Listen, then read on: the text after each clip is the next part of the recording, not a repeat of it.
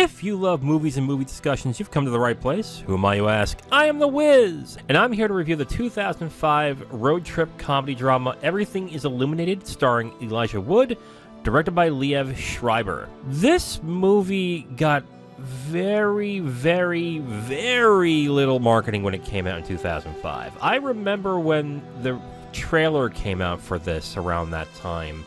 I do not remember much about this being out and about here, and after watching it, I can kind of understand why. What I'm kind of surprised by is that this isn't a much more talked about film, and I think I'll skip everything with that and we'll just get right into the review. So here is the review of Everything is Illuminated, directed by Liev Schreiber. Basically, the film is about the author of the book Everything is Illuminated, Jonathan Safran-Foer, who is played by Elijah Wood, where he decides to go on a journey to Ukraine to find out more about his grandfather. And he has a picture of his grandfather when he was young, who was saved by a young lady before the Holocaust, essentially. So Jonathan is in the Ukraine to figure out who this person is and what they can find out about his grandfather. There really isn't much more to that than what I just told you. And more happens as the film goes on, but I think it would be better off if I keep that hidden from you guys if you want to give this a shot. Okay, so let's get into my first point for Everything is Illuminated, and my first point is 3 actors have strange, wonderful chemistry. So this is a road trip movie, basically, and it has 3 characters played by Elijah Wood, Eugene Hutz, and Boris Leskin. There is an odd chemistry in this movie with the 3 characters. So the main character is Jonathan, played by Elijah Wood, and then there is Alex, played by Eugene Hutz, who is a rap-obsessed Ukrainian young man, and then his grandfather is played by Boris Leskin. So the chemistry is pretty odd, but actually really well done in this movie. One of the odd things in this road trip movie is that one only speaks American English, one only speaks Ukrainian, and then there's one who is the younger between the 3, who speaks Ukrainian and English and translates between the 2.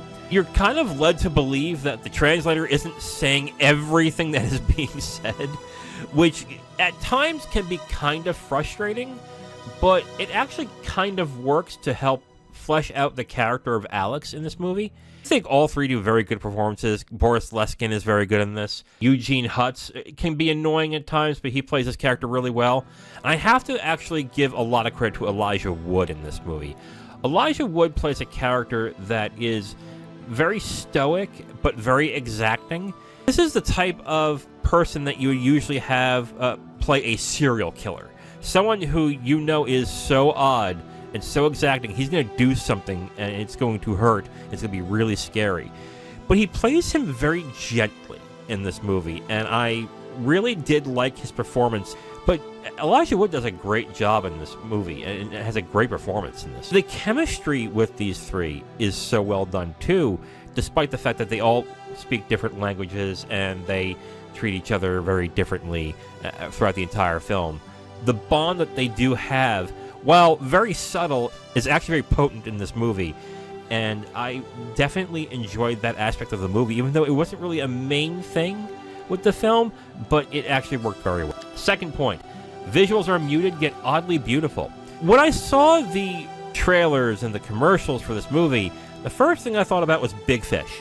Big Fish was like the first thing I mentioned, because Big Fish is very colorful, exaggerated, uses a lot of spacing, make those types of beautiful imagery. Everything is Illuminated is kind of like that, but with one distinct difference. It's very muted. It's not very bombastic, except for like maybe one area, but it really hits well when it happens. But it's still strangely beautiful in that way. There's a lot of greenery. There's a lot of open space, some rundown buildings, but it is still oddly beautiful to look at. It is very attractive to watch when you're watching, especially when it gets to the grimier areas of the film. It is still very much a very good-looking film.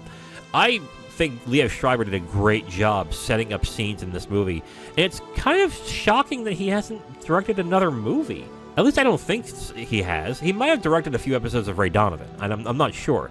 But I don't think he's directed another movie. Tell me if I'm wrong. Shout me out in the comments, let me know. And the third point, and I think it is the most important point of this film, the tone shift is expertly done. So the film goes from fish out of water, road trip movie, to then something a lot more serious, but I wouldn't say not as brutal as I was expecting with the type of subject matter it has. There was no whiplash when it went from each tone, which I thought was really well done. The blend from the middle of the movie, from going from a comedy of absurdity to then a serious comedy about loss and dealing with past pain, is really well done. And I was actually very surprised that I didn't realize the shift was happening until towards the end of the movie. It was like, oh wow, wait a minute, this was more of a comedy in the beginning of the movie, now it's becoming much more serious, and it fits really well in this movie. Again, another well done move, really well done by Liev Schreiber in this movie. I gotta say also, for someone who is not Jewish, I am not Jewish, I am actually atheist, I don't really subscribe to any religion. This movie does a really good job identifying with somebody who has to deal with not only the past trauma of themselves, but of their people, in a very subtle but artfully done way. And I really have to say a great job on Liev Schreiber on this. Like, he nailed the feel of the film, the comedic tone, and then when it got serious, he was able to really nail down how to blend itself into that type of film. Again, incredibly good job on this. I am absolutely surprised how good this movie ended up being.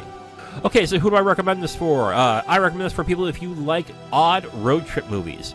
Yeah, this movie is pretty odd in points. The characters are kind of strange. The way that the film is set up can get odd at times. The way that the characters communicate is very strange as well at times. But it has a subtle feel to it that is still very entertaining and actually pretty charming. If you like road trip films and you want something a little different, I'd say check this out. And I recommend this if you want a serious topic done lightly. So the Holocaust is a big thing in this movie. It's basically the main character is trying to find out what happened to his grandfather around this time when the Holocaust was happening in Ukraine. It is a serious topic, and a lot of movies treat this really seriously. This movie does too, but it's light enough where it's not overly depressing. But it's also not light enough where it's trivializing what's going on. Again, the tone in this film is just so well done. And like, just the way that Schreiber did this in this film was really well done. And I wish he would do more films, because if he could do this, I would like to see him do other films. And who do I not recommend this to? It's just one thing. If you want to understand most of the dialogue, Everything is Illuminated did one thing really weird that annoyed me at first. When someone is not speaking English, there is no subtitles to tell you what is being said. Towards the end of the film, it pays off because you definitely sense what is going on in the film and what is happening. Performances are so good in the film that you really understand what is going on and what's happening as the film starts to wrap up.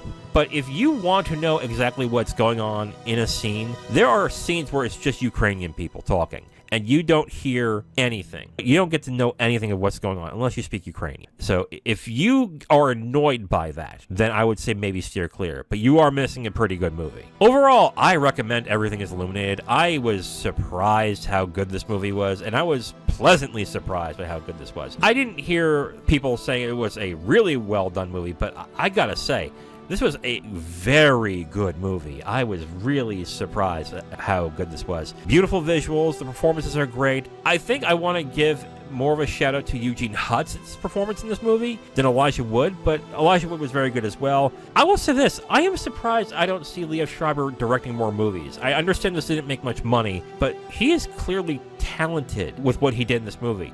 Maybe this movie was just a passion project he just had to do, and he did it and that was it. And then, okay, fine. This rivals Night of the Hunter as a movie that is excellent for a first-time director. I think this was a really good movie. This is really not a Hanukkah movie, I will say that. But I stuck with Jewish-themed films this week, and I'm glad I did because I got to see this movie, and it was really good. I recommend Everything is Illuminated. Check it out on Tubi and on the Roku channel. Very good movie. Highly recommend it. Now, if you want my full review on this movie, you can go to my website at IamTheWiz.com. You'll have my full written review right on the site, along with a link to the video that has this review that you just listened to. Thank you for listening to this review. If you want to know what we're reviewing in the next couple days, you can look on the screen right now to see what's coming up next. If you like what you heard, go ahead and leave a like on this video. If you want to discuss your opinion on the film or the review itself, please leave a comment. And if you want to hear more, subscribe to the channel. Thank you again for listening. I will talk to you next time.